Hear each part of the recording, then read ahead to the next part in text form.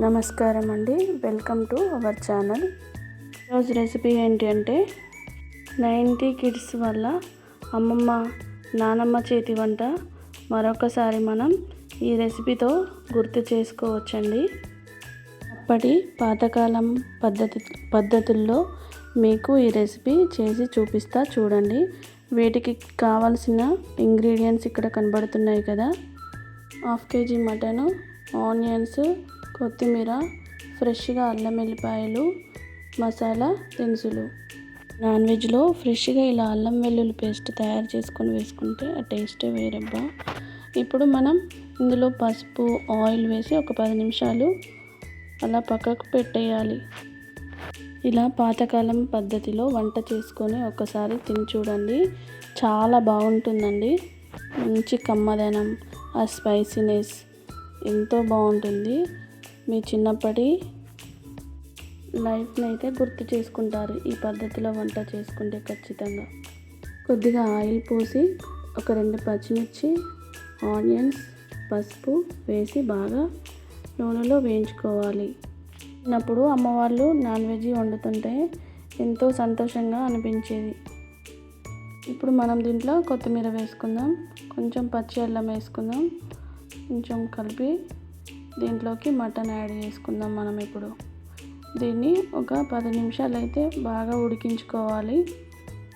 అంతా కలిపి మూత పెట్టి ఒక 10 నిమిషాలు అయితే దీన్ని బాగా ఉడికించుకోవాలి. దీంట్లోనే వాటర్ వస్తాయి, ఆ వాటరు వచ్చి సగం ఇనికేలా ఉడికించుకోవాలి. చూసారు కదా, ఇప్పుడైతే ఎన్ని వాటర్ వచ్చాయో ఇవన్నీ కూడా మటన్లో నుండి వచ్చినవే.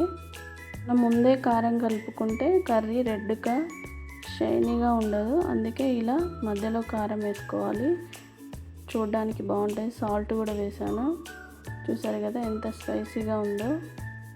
కర్రీ చూస్తే మీ నానమ్మనో అమ్మమ్మనో ఖచ్చితంగా మీకు గుర్తొస్తుందని నేను అనుకుంటున్నాను కదా. మూత పెట్టేసిన ఇది ఒక 10 నిమిషాలు ఉడకనిద్దాం. ఈలోపు మనం ఈ మసాలా దినుసులను రోటిలో వేసి దంచుకుందాం. ముందుగా వీటిని వేయించుకోవాలి దోరగా, కొంచెం లైట్గా వేయించుకొని వీటిని పొడి చేసుకోవాలి. ఇందాక మనం కారం వేసాం, ఉప్పు వేసాం, కానీ వాటర్ పోసుకోలేదు. 5 మినిట్స్ ఉడికాది కదా. ఇప్పుడు మనం ఒక 2 గ్లాసుల వాటర్ అయితే పోసుకుందాం. మటన్ కాబట్టి కొంచెం వాటర్ ఎక్కువ పోసుకోవాలి. వాటర్ అంతా కూడా బాగా ఎనికేలాగా ఉడికించుకోవాలి, అప్పుడే ముక్కలు బాగా ఉడుకుతుంటాయి. ఇప్పుడైతే ఇవి మనం పొడి చేసుకుందాం రోటిలో దంచి.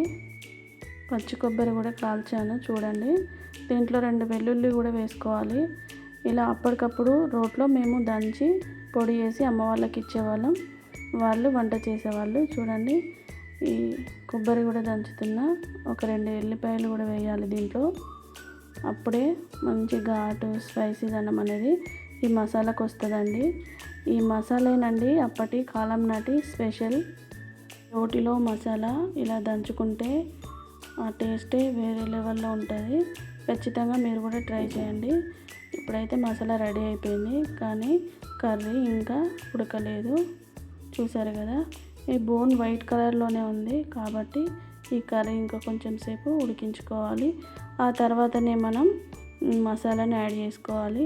ఇంకొక 10-20 నిమిషాలు ఉడికించుకోవాలి. చూస్తుంటేనే నోరు ఊరిపోతుంది కదండి. ఆ ఘాటు, ఆ కారం, ఆ స్పైసీనెస్. ఇప్పుడైతే ఈ మసాలా అందులో వేసుకుందాము.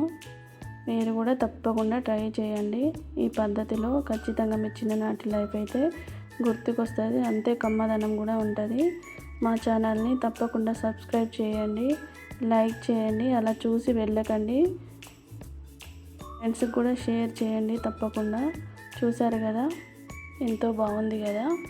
అందుకే అంటారండి ఓల్డ్ ఈజ్ గోల్డ్ అని. చాలా టేస్టీ కూడా ఉంటుంది, ఆ స్పైసీనెస్, ఆ ఘాటు. అందుకే అంటారండి ఓల్డ్ ఈజ్ గోల్డ్ అని. ఓల్డ్ ఎప్పుడైనా గోల్డేనండి. మీరు కూడా ఈ ఓల్డ్ పద్ధతిలో ఒకసారి అయితే ట్రై చేయండి. తప్పకుండా మా ఛానల్ని సబ్స్క్రైబ్ చేయండి. నమస్కారం అండి.